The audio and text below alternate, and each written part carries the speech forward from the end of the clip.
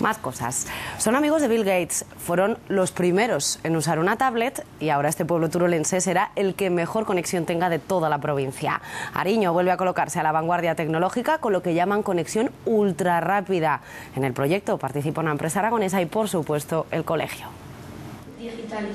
En Ariño son los escolares los que enseñan. Han introducido, cuentan, a medio pueblo en Internet. Se hace más rápido escribir en muchas cosas y puedes imprimir cosas. Es que si no, la vida sería más difícil sin internet. Tiene de bueno porque puedes encontrar mucha información. Bueno, pues un poco de paciencia, que ya sabemos que cuando nos conectamos todos, pues se ralentiza. Hace 6 años le contaron a Bill Gates cómo son sus clases. Su modelo pedagógico sigue vigente, solo le falta mejor conexión. El abanico amplio de posibilidades que nos va a permitir de información, formación y también en el pueblo, ¿por qué no?, de recursos de trabajo.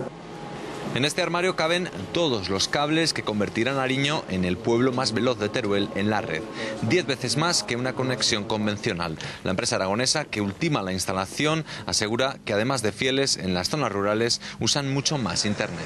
En el medio rural pues suele ser mucho más fiel, valora más esa cercanía que quizá nosotros como empresa aragonesa tenemos. Esta fibra óptica lo que hace es que tengamos pues eso, lo que digo, una autopista amplia para poder enviar y recibir información, y eso hay empresas que desde luego que lo están pidiendo, y ojalá nos sirva para que alguna empresa venga aquí hasta Las Ariño. La próxima semana estarán listas las primeras conexiones de este pueblo que ya tiene desvío en la autopista del siglo XXI.